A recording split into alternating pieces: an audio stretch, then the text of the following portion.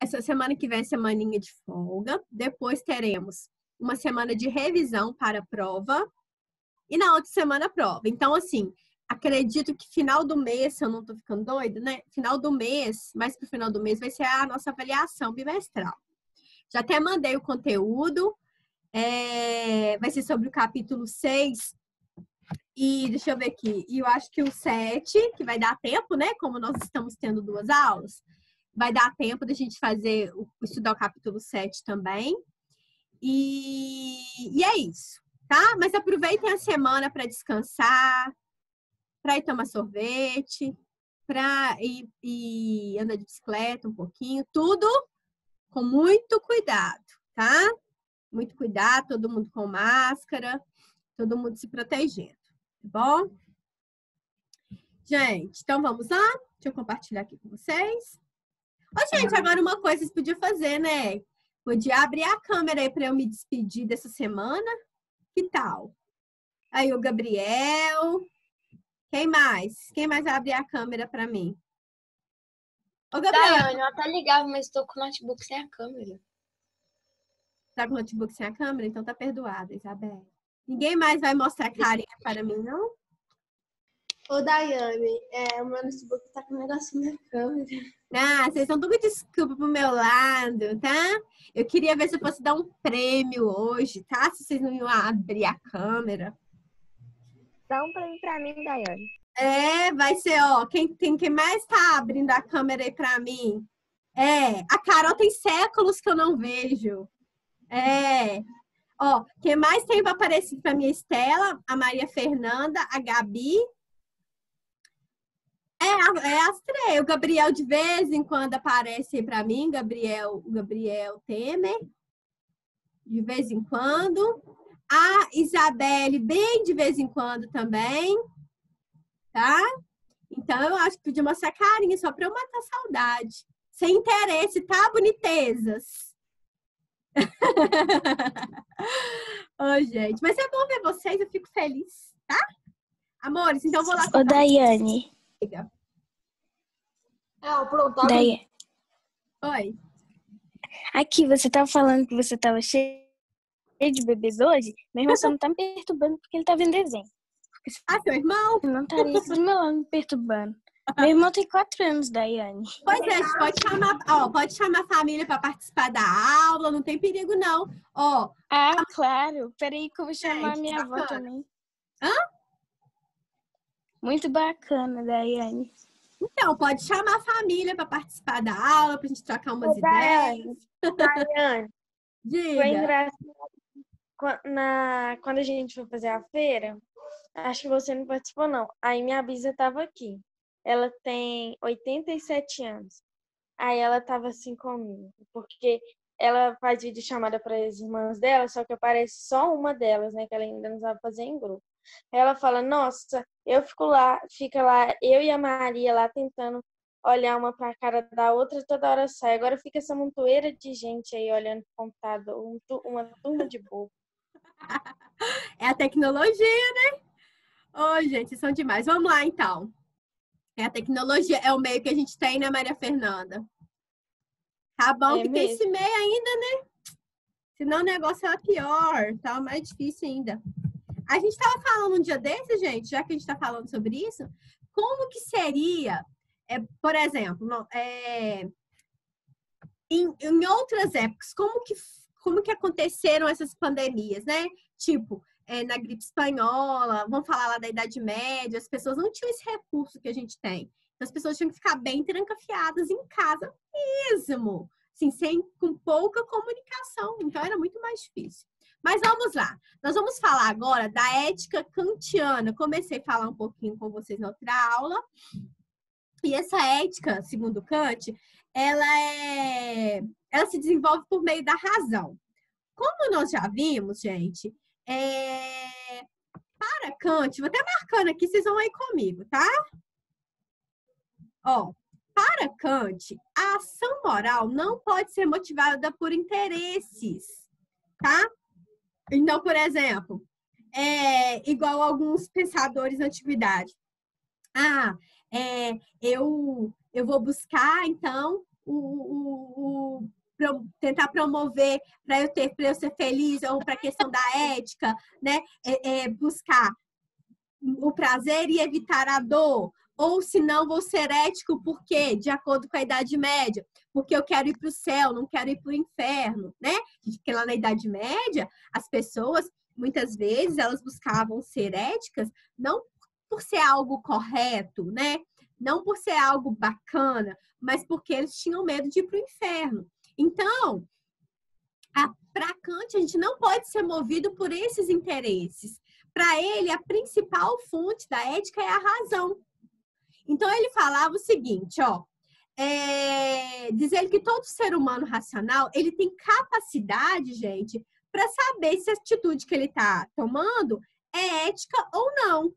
Ou seja, como que ele faz para saber isso? Se a atitude que eu tomar, que eu escolher realizar, se ela for prejudicar alguém em algum lugar, ela não está sendo ética. Então, ele fala muito, gente, do seguinte: a minha atitude, a minha escolha, ela tem que ser o tal do imperativo categórico que ele falava. Ela tem que ser a minha escolha, ela não pode prejudicar a outra pessoa. Tá dando para compreender? Então, por isso que eu tenho que utilizar a razão. Então, ele fala aqui, leia para nós, Estela, o segundo parágrafo. Para Kant, a ação ética deveria estar fundamentada totalmente na razão. De acordo com o filósofo, todo ser humano racional seria capaz de discernir se uma atitude seria ética ou não, como simples questionamento. Se a atitude que estou tomando acontecer em todos os lugares, tal atitude pode prejudicar alguém? Se a resposta for sim, a sua própria razão já indica o problema da ação. Dessa forma, Kant traz a ação ética para a reflexão do sujeito que, segundo o filósofo, já possui elemento interno para decidir, pela razão, se a atitude tomada foi ética ou não. Nesse sentido, o filósofo alemão formula um dos principais conceitos na sua teoria ética, o imperativo categórico.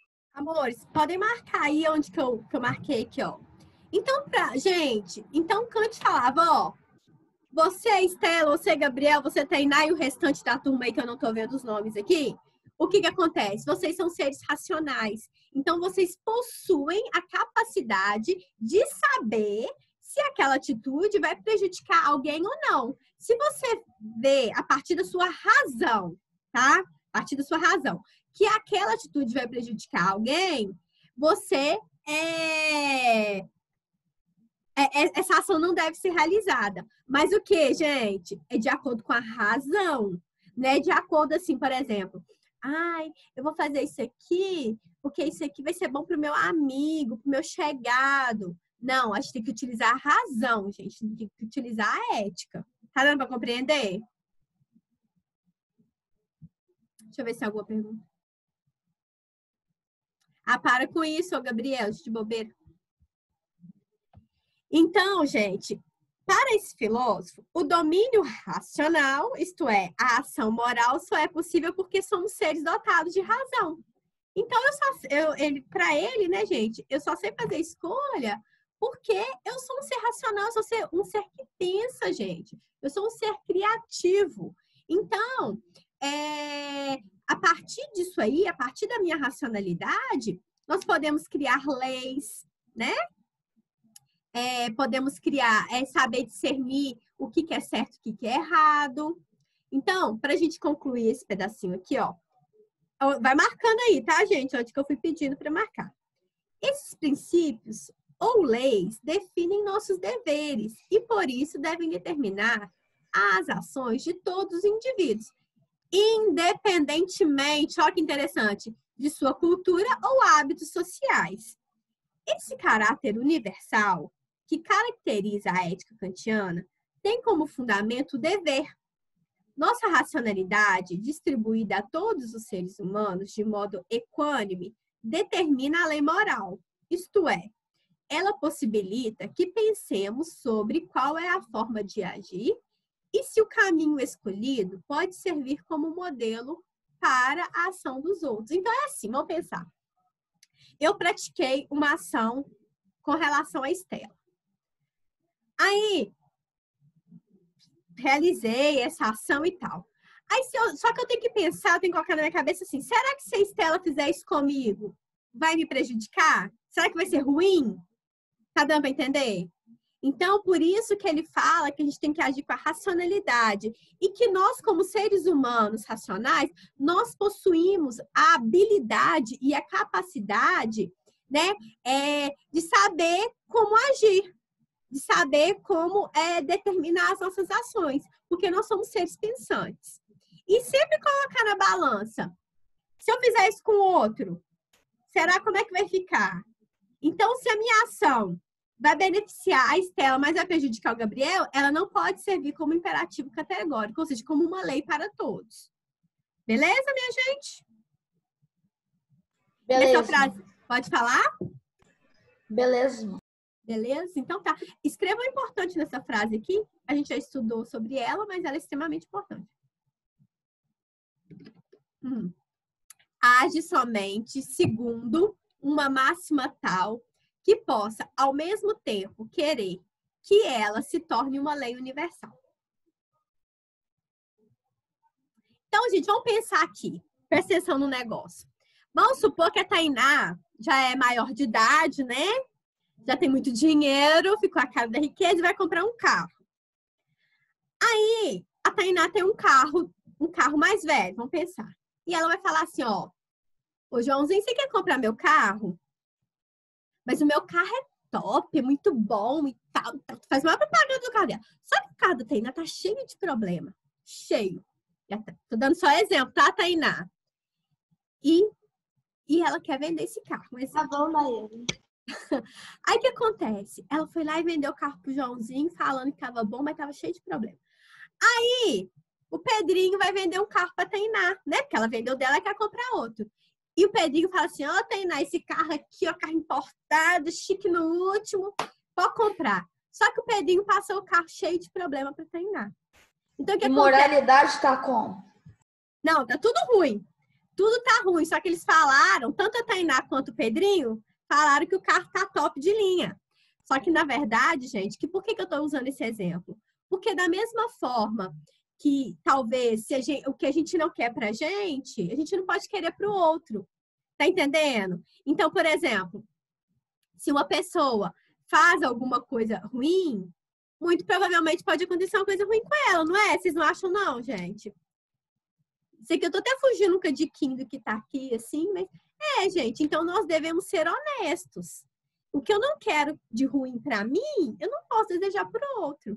É isso que o Kant fala. Então, a minha ação, ela tem que ser como uma lei, ela tem que ser honesta, para que ela seja válida. Deu para compreender? Deu? Ô, Daiane, é daí que saiu aquela frase, né? Não faça com o outro que você não quer que seja feito com você. Exatamente, a gente pode encaixar ela certinho aqui. Exatamente. A gente não pode querer dar prejuízo para o outro e a gente só a gente lucrar. A gente tem que ser honesto, né? Então, continuando aqui, o Kant, ele discorda de muitas opiniões, como a gente já viu anteriormente, tipo o estoicismo, o epicurismo, que ele fala, gente, que a felicidade, ela não pode ser parâmetro, ou seja, para a minha ação moral. Então, eu não posso agir só querendo buscar a minha felicidade. Às vezes, muitas vezes, para a gente ser honesto, às vezes a gente acaba até tendo algum prejuízo, sabia? Vocês sabiam disso? Porque vamos ser prejudicado, assim? Às vezes sim, sabe por quê? Por exemplo, deixa eu ver aqui uma situação que eu posso falar. Vamos supor que nessa questão de venda mesmo, Estela, o sujeito fala assim, olha, nossa, eu gostei muito do seu carro. Vamos supor, eu pago 25 mil no seu carro.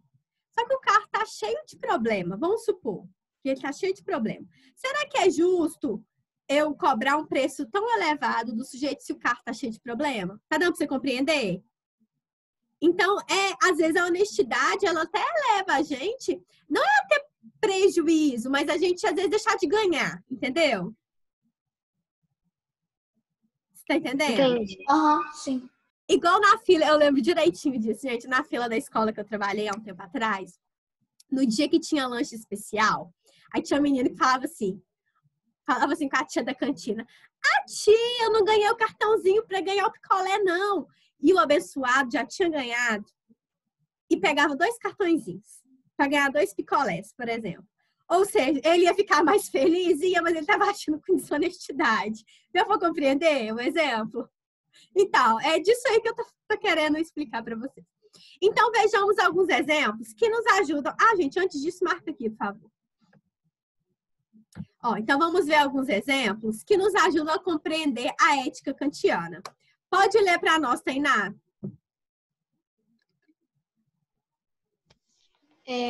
Qual? Esse primeiro ponto? O primeiro e o segundo.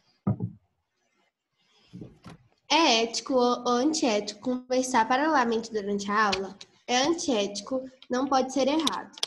Ou por ser contra as regras da sala de aula, mas sim porque se a conversa paralela virar lei universal.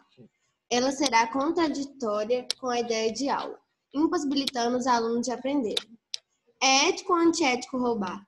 É antiético roubar, não por ser um mandamento divino, por ser um direito natural a possuir algo ou por não querer ser preso, mas sim porque se roubar virar uma lei universal, teremos uma contradição que causa danos aos... Estão entendendo, gente, que se algumas coisas se tornarem uma lei universal, vai virar uma bagunça danada? Porque senão vai sair todo mundo roubando tudo de todo mundo. Numa sala de aula, se a gente não conversar, não tiver um combinado, vamos falar principalmente combinado, porque não é falar assim, vocês estão proibidos de falar. Não é isso, gente. Mas é antiética, falta de educação, se o professor estiver tratando do tema e você estiver atrapalhando o tempo todo. Então, é o quê? Vocês têm que ter uma noção do que é certo e o que é errado. E por sermos seres pensantes e racionais, a gente sabe discernir muito bem isso aí. Tá? Igual, vou dar um exemplo. É antiética eu falar de um colega meu de profissão. Falar mal, não é falar bem por falar, né? Eu falar mal de um colega meu de profissão, entendeu? É proibido? Não, mas é antiético. É falta de respeito, entendeu? Então, se eu ficar agindo dessa forma, eu estou agindo de forma antiética, beleza? Estou fugindo da ética. Outra coisa, então, para a gente concluir essa parte aqui do Kant, as pessoas, em sua maioria, quando precisam tomar uma decisão, pensam em si mesmas e em como tal decisão irá beneficiá-las.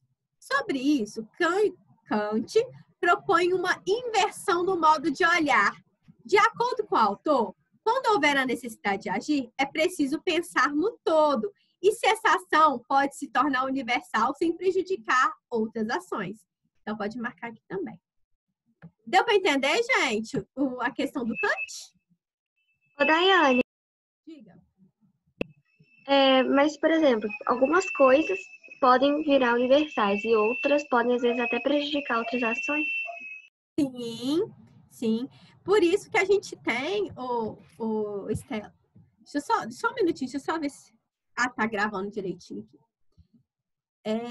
Por isso que nós precisamos, na verdade, de leis e leis criadas, como eu tô falando, assim, pensando no outro, pensando na comunidade de forma racional, entendeu? Porque, senão, vão pensar, muita gente ia ficar prejudicado. Se fosse, por exemplo, se as leis fossem criadas somente para benefício de um grupo. Então, o quê? As pessoas, as minorias, as chamadas minorias, poderiam ficar prejudicadas. Então, por isso que a lei ela tem que ter um caráter universal, certo? E ela não pode excluir nenhum grupo. Por isso que existe, depois da Segunda Guerra Mundial, foi criado os direitos humanos. Para quê? Para proteger todos os seres humanos, independente da raça, do credo, da cultura. Então, por isso que as leis elas são criadas de forma racional. Não pode ser criada assim... vamos criar essa lei para proteger só os brasileiros? Ou para proteger só os negros? Ou só os brancos? Tá entendendo? Então, por isso que as leis, vamos falar, lei federal, estadual, municipal, ela tem que abranger isso tudo aí. Então, é muito ligado essa questão do Kant. Beleza? Então, tá. Vamos lá agora. Ah, gente, agora eu tenho outro dilema para tratar com vocês. Vocês viram o dilema de Heinz, né? Agora, nós vamos tratar de outro dilema. Deixa eu ver quantas horas. Só para eu saber. Só para eu me localizar no espaço e no tempo. 8h51. A aula acaba 9h15, né? 9h10. 9h10, eu acho, né? Então tá. Eu acho que acaba um pouco mais. Só para ver aqui até onde que eu vou. Utilitarismo ético. Essa daqui vocês já sabem de letra. O que acontece, gente? Só localizar aqui. O Bentham, né? Ele veio trazer a teoria do utilitarismo, que é aquele princípio que a gente já estudou, que consistia, gente, em promover o bem e a felicidade do maior número de pessoas, né? Tentar agir de uma forma que ia reduzir a dor e promover a felicidade. Então, pode até marcar aqui junto comigo, tá?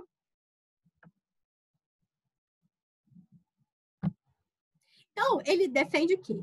Que a gente deve agir não seguindo os interesses, seus interesses, né, gente? As suas particularidades e os seus desejos. Mas você deve agir tentando promover a felicidade do maior número de pessoas. Então, se você for analisar aqui, nem sempre você vai agir com racionalidade, né? Nem sempre, porque às vezes se você for agir com racionalidade em alguma situação, você pode não estar promovendo a felicidade do maior número de pessoas. A questão do Bentham aqui, gente, é que as pessoas, elas sejam, que tente promover a felicidade maior aqui, tá bom? Ô, Daiane. Só um minutinho aqui, rapidex.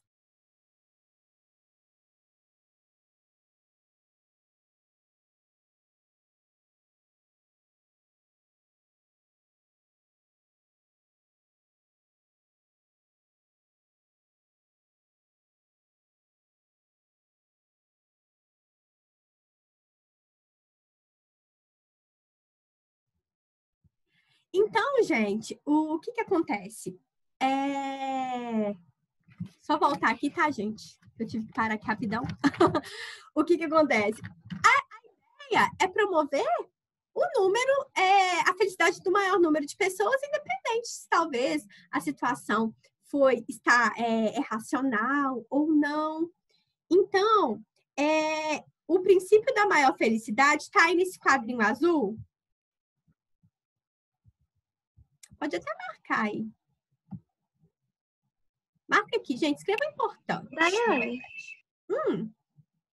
Mas aí seria tipo busca por prazer e felicidade e fuga da dor? Sim, sim. Isso mesmo. A questão lá do hedonismo, você lembra? E a gente vai falar hoje ainda, Estela, se der tempo, que dentro desse contexto aí, tem um outro filósofo que ele fala mais ainda da busca do prazer. Mas daqui a pouco eu vou falar sobre isso. Ele chama Stuart Mill. Nome chique, ó, Stuart Mill. A gente vai falar dele daqui a pouco. Então, isso aqui, gente, essa partezinha aqui, relata muito bem até aqui, ó, essa fala é até dele, ó, tá vendo? Do livro dele, ó, do Stuart Mill. Ele fala o seguinte, ó, segundo o princípio da maior felicidade, o fim último em relação ao qual e em função do qual todas as outras coisas são desejáveis, independentemente de estarmos a considerar o nosso próprio bem ou o bem das outras pessoas, é uma existência tanto quanto possível livre de dor. E também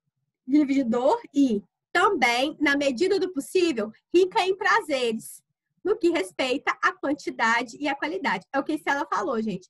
Essa teoria tanto do Bentham quanto do Stuart Mill, eles falam o quê? É a gente tentar se afastar sempre da dor e, na medida do possível, procurar o prazer. Tá dando para entender? Então, por isso, eu falo que, rapidão, nem sempre é racional, porque às vezes, vocês lembram quando a gente estudou lá, ó, sobre a ideia aqui do epicurismo, que às vezes a gente precisa sentir dor para a gente ter um prazer maior depois? Então, aqui já tá falando o quê? Que a gente tem que correr da dor. Mesmo que ela vai trazer coisa boa para nós depois. E a gente deve buscar o prazer. Pode falar, Estela.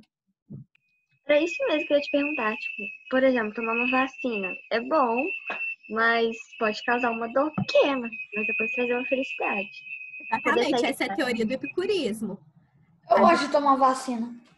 Eu gosto não. Nossa, mas é bom.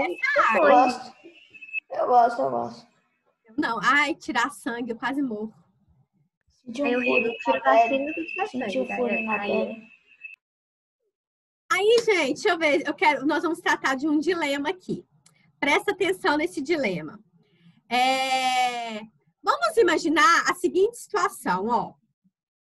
Eu vou explicando, vou lendo, vou explicando. Vocês vão imaginando, aí vocês me dar a resposta. Eu quero que todo mundo me dê a resposta. Ó, você está viajando em um trem, tá? De repente, todos os adultos ao seu redor começaram a dormir devido a um gás misterioso liberado no ar-condicionado. Então, você que é adolescente, né? E você é adolescente, o restante todo mundo adulto. Só que você foi o único a ficar acordado. Por quê? Naquela viagem, você era a única pessoa jovem, o único adolescente. E o seu corpo, ele estava imune àquele sonífero que foi soltado pelo ar, né, que o ar-condicionado soltou. Ao chegar à cabine do maquinista, você observou que ele estava dormindo também, porque ele é adulto também. Aí você percebe uma situação terrível. Na linha do trem, haviam 5 crianças amarradas e um temível vilão. Então, ó, na linha do trem, né, onde que o trem estava seguindo, tinham 5 crianças amarradas. E se o trem passasse, todas elas morreriam, gente. Mas que situação é essa? Ó, vai ouvindo. Ainda tem outro problema. Uma vez que o trem estava desgovernado. Não ia dar tempo de frear. Lembrando que um trem é muito pesado. Não sei se vocês sabem, para frear um trem, para ele parar na estação, tem que ir puxando o freio, ó, há muito tempo atrás. Então, o que acontece? Só que, deixa eu ver onde que eu parei. Sem saber o que fazer, você repara que poderia virar a alavanca do trem e desviar dessas 5 crianças, passando para a linha do lado. No entanto, esse mesmo vilão tinha amarrado uma única criança na linha lateral. O que você faria? Você mudaria o trajeto, salvando as 5 crianças e matando a outra, que estava na linha do lado, ou você deixaria o trem seguir o curso natural? Eu mataria as 5 porque eu não gosto de criança. Eu mataria as 5 porque eu não gosto de criança. Você nunca foi criança, não. Ô, menino, você é criança ainda, praticamente. Dá licença. Pois é, só que eu me odeio e eu também odeio outras crianças, então eu sou assim. Gostei dessa fala sua, não. Gostei disso, não. Credo, não quero matar ninguém, não. Mas se você eu mataria outra criança. Escolha... Não, tô brincando. Eu mataria a única criança ali. Tanto que eu nem conheço ela, então não vou sentir falta. Credo, mas podia ser você sendo amarrada ali. Né? Mas eu daria a minha vida por 5, né? Vamos pensar aqui, ó. Vamos pensando, vamos matutando aí, ó. O que você faria, Estela? Por mim, podia ter o vilão aí, o cara que prendeu as crianças assim no meio. Aí eu passava em cima dele. Não, mas não vou desviar. Vamos pensar nessa situação. Tá, eu sei. Vamos pensar nesse... mas eu acho que eu ia fazer a mesma coisa do Gabriel, né? Melhor pro lado que tinha uma criança. Certo? Quem mais aí, amores? Mariana, o que você faria, Mariana? Melhor uma vida do que 5, né? Mariana? Mariana tem, não? Quer falar, Lucas? Pode falar. É só frear o trem. Mas não parava. Não tinha jeito de parar porque o trem é muito pesado. Você tinha a opção de mandar ir para o outro lado que tinha uma criança, escolher atropelar 5 ou deixar o trem seguir, né? Seguir, que eu digo assim, se ele fosse seguir o curso natural, ele ia atropelar 5 crianças, entendeu? Se você desviasse, ia atropelar 1. Mas sabe o que eu faria? Uma criança. Uma criança. Tá. O que, Gabriel? Já sei o que eu faria. Ah. Eu pegaria minha jetpack, voava, tirar as crianças do trilho, depois levantava o trem com a minha super força. Super-herói. Daiane, Depois eu pegava minha armalete e metia a bala no vilão. Eu acho que eu ia salvar 5, mas se eu conhecesse a uma que tava lá, eu acho que eu ia salvar a que eu conhecia. Mas Vamos pensar assim, que vocês não conhecessem mesmo. Se você não conhecesse. 5, é. A 5, beleza. Gente, vamos continuar aqui então para vocês verem a situação. Aí aqui tá falando assim, ó, presta atenção. Provavelmente, como todos aí disseram, né? Você ia fazer a escolha de salvar as 5 crianças. Por quê? Automaticamente você estava promovendo o bem para o maior número de pessoas. Segundo essa teoria aqui, correto? Correto? Só que, segundo a teoria, presta atenção que isso aqui é complicado. Pode até escrever importante aqui, ó. Pode até escrever importante aqui, eu vou até marcar. Só que, então tá, quem escolheu a 5 estava indo para a vertente da teoria utilitarista, tentando promover a felicidade do maior número de pessoas. Mas, em contrapartida, se você fosse utilizar a teoria kantiana para você não ser antiético, o que você teria que fazer? Você ia ter, gente, que deixar, apesar de ser o maior número de pessoas que estava lá na linha do trem, para você não ter, como é que fala, ser acusado de agir com falta de ética, você teria que deixar o trem seguir o seu curso. Por quê? Que aí você não estaria influenciando. Deu para compreender? Sim ou não? Não repito. Seria pela lei universal, assim? Olha, que deu, mas que eu concordo, não. Tudo bem. Mas olha aqui, ó. Só vou ler que seria isso aí, Stella. Em contrapartida, para Kant, por exemplo, virar o trem seria uma ação antiética por não poder se tornar uma lei universal sem prejudicar alguém. No caso, a atitude de virar consiste em uma ação, enquanto a omissão de deixar o trem seguir o seu caminho, apesar de matar um número maior de pessoas, não pode ser considerado uma ação e, portanto, não passível de uma análise ética. Então, se você não escolheu, você não tem culpa no cartório, amores. Então você não agiu com falta de ética. Essa é a diferença entre o imperativo categórico kantiano e o utilitarismo de Bentham. No primeiro, a razão guia a ação. No segundo, pensa-se no princípio da maior felicidade. Entendeu? Então, o Kant, a ideia de Kant é você utilizar a razão. Então, para eu não agir com falta de ética, eu não vou pegar a alavanca e vou mover para lado nenhum. Certo? Mas se eu quero utilizar o utilitarismo, se eu acredito no utilitarismo, eu vou virar a alavanca e passar em cima de uma criança só. Deu para entender? Sim? Beleza. Em passar em cima, muito amigável. Coisa simples, coisa assim, né? Esse dilema não é nada amigável. Nada, esse dilema é muito difícil. Deixa eu contar pra vocês. Eu acho que não, eu mataria geral mesmo. Eu mataria Deixa eu contar pra vocês uma curiosidade que entrou nisso aqui. Uma vez estávamos indo, uma amiga minha, a gente trabalhava em Luisburgo, uma amiga minha, e o carro cheio de gente, estava com 5 pessoas, ela estava numa caminhonete. Aí do lado de lá, olha que loucura, do lado de lá vinha um caminhão e a gente estava indo. E do lado de cá tinha uma menina de bicicleta. Aí ela falou assim, o caminhão veio e lá não tem acostamento. Não sei se já foram lá naquela estrada. A Gabi tá aí? Se a Gabi tiver, a Gabi vai muito lá. O que acontece?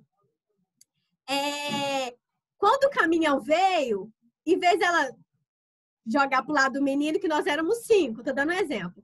Nós éramos 5. Se o caminhão batesse, a gente ia morrer 5. Se batesse no menino, ia morrer 1. Aí eu falei assim, eu brinquei com ela assim, você ia matar nós 5 em troca de 1? Brincando com ela, né, gente? Claro que a gente não... Ela falou assim, eu preferia matar 5 do que ter a culpa de matar uma criança. Então, gente, na hora da situação dela lá, ela nem pensou em nada. Só que assim, graças a Deus não bateu em ninguém, deu tempo de todo mundo desviar.